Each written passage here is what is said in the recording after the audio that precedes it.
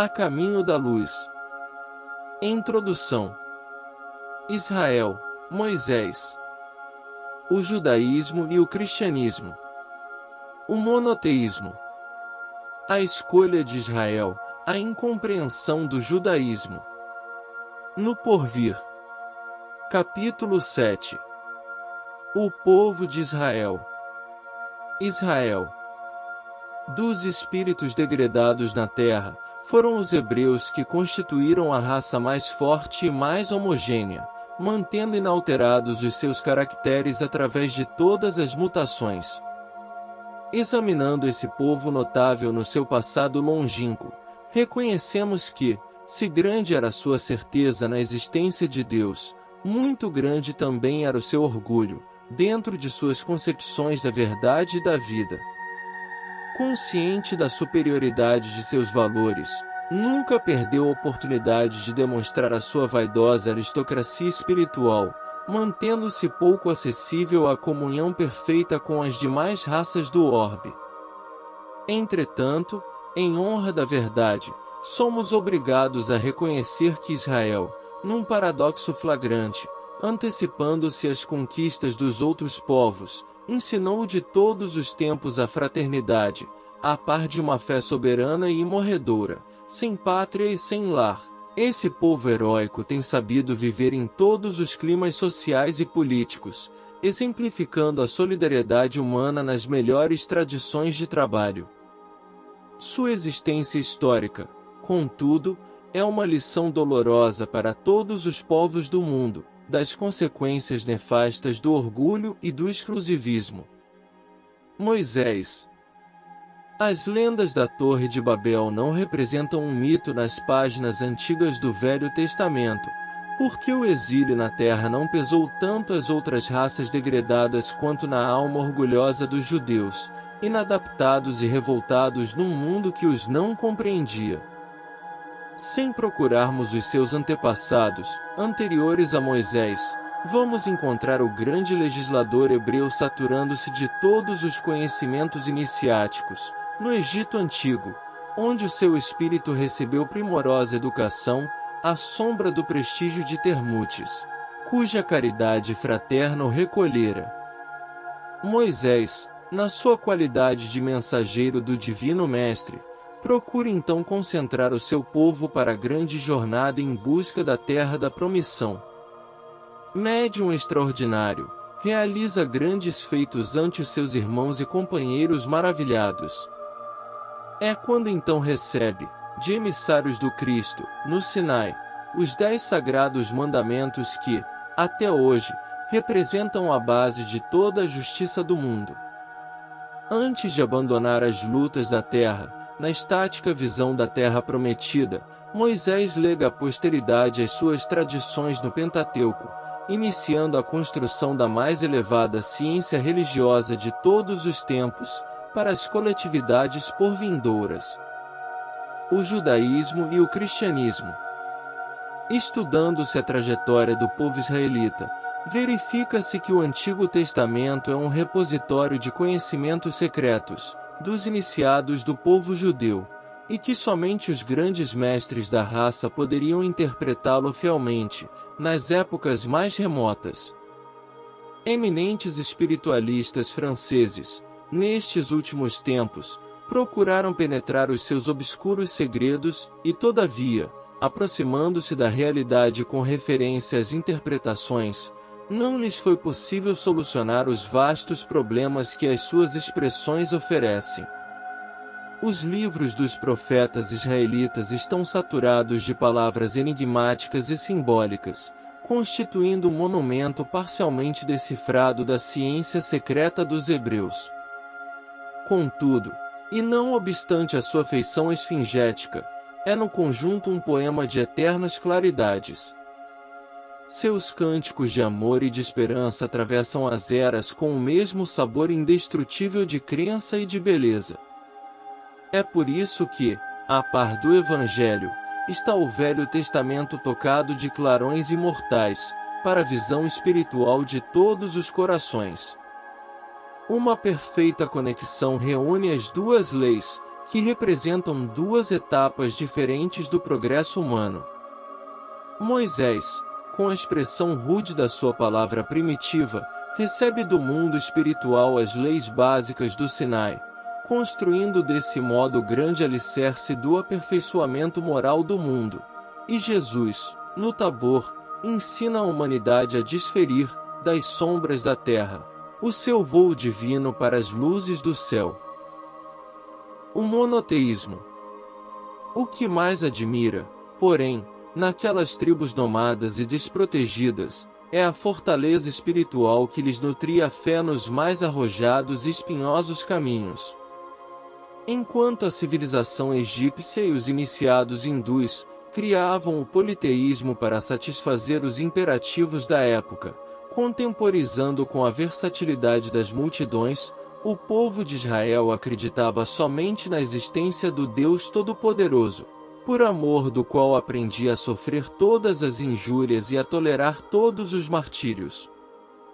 40 anos no deserto representaram para aquele povo como que um curso de consolidação da sua fé, contagiosa e ardente. Seguiu-lhe Jesus todos os passos, assistindo nos mais delicados momentos de sua vida, e foi ainda, sob o palio da sua proteção, que se organizaram os reinos de Israel e de Judá, na Palestina. Todas as raças da terra devem aos judeus esse benefício sagrado, que consiste na revelação do Deus único, Pai de todas as criaturas e providência de todos os seres. O grande legislador dos hebreus trouxera a determinação de Jesus, com respeito à simplificação das fórmulas iniciáticas, para a compreensão geral do povo. A missão de Moisés foi tornar acessíveis ao sentimento popular as grandes lições que os demais iniciados eram compelidos a ocultar. E, de fato, no seio de todas as grandes figuras da antiguidade, destaca-se o seu vulto como o primeiro a rasgar a cortina que pesa sobre os mais elevados conhecimentos, filtrando a luz da verdade religiosa para a alma simples e generosa do povo. A escolha de Israel. No reino de Israel sucederam-se as tribos e os enviados do Senhor. Todos os seus caminhos no mundo estão cheios de vozes proféticas e consoladoras, acerca daquele que ao mundo viria para ser glorificado como o Cordeiro de Deus. A cada século renovam-se as profecias e cada templo espera a palavra de ordem dos céus, através do Salvador do mundo. Os doutores da lei, no templo de Jerusalém, confabulam, respeitosos, sobre o divino missionário. Na sua vaidade orgulhosa esperavam-no no seu carro vitorioso, para proclamar a todas as gentes a superioridade de Israel e operar todos os milagres e prodígios. E, recordando esses apontamentos da história, somos naturalmente levados a perguntar o porquê da preferência de Jesus pela árvore de Davi, para levar a efeito as suas divinas lições à humanidade. Mas a própria lógica nos faz reconhecer que, de todos os povos de então, sendo Israel o mais crente, era também o mais necessitado, dada a sua vaidade exclusivista e pretensiosa. Muito se pedirá de quem muito haja recebido, e os israelitas haviam conquistado muito, do alto, em matéria de fé, sendo justo que se lhes exigisse um grau correspondente de compreensão, em matéria de humildade e de amor. A incompreensão do judaísmo. A verdade, porém, é que Jesus, chegando ao mundo, não foi absolutamente entendido pelo povo judeu. Os sacerdotes não esperavam que o Redentor procurasse a hora mais escura da noite para surgir na paisagem terrestre. Segundo a sua concepção, o Senhor deveria chegar no carro magnificente de suas glórias divinas, trazido do céu à terra pela legião dos seus tronos e anjos, deveria humilhar todos os reis do mundo, conferindo a Israel o cetro supremo na direção de todos os povos do planeta.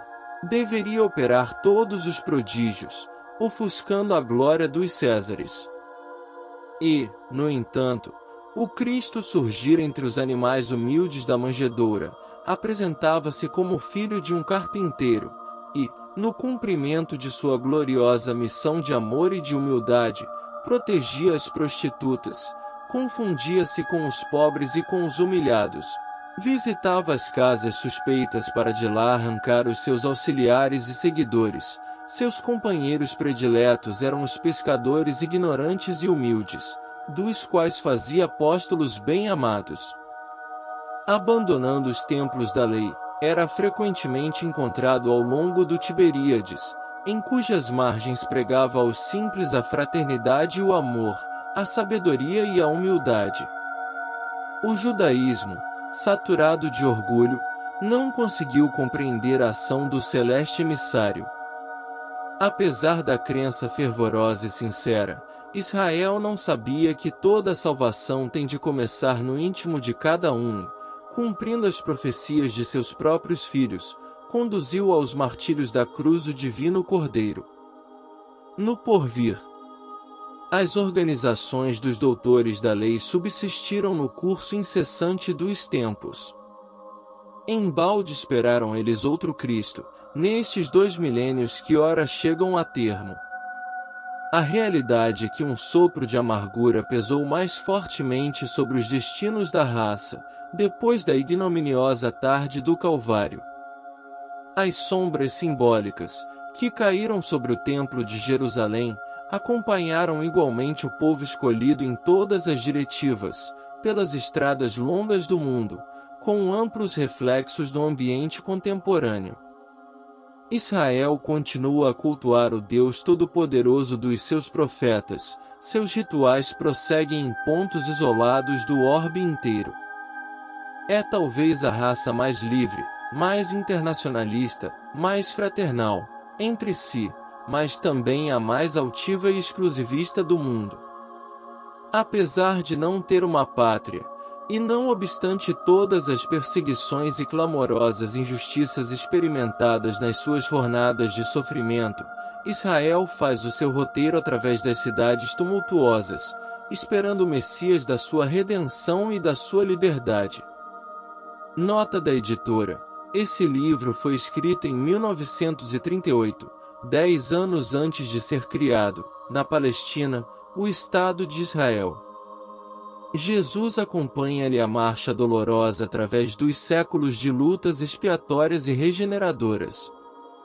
Novos conhecimentos dimanam do céu para o coração dos seus patriarcas e não tardará muito tempo para que vejamos os judeus compreendendo integralmente a missão sublime do verdadeiro cristianismo e aliando-se a todos os povos da terra para a caminhada salvadora, em busca da edificação de um mundo melhor.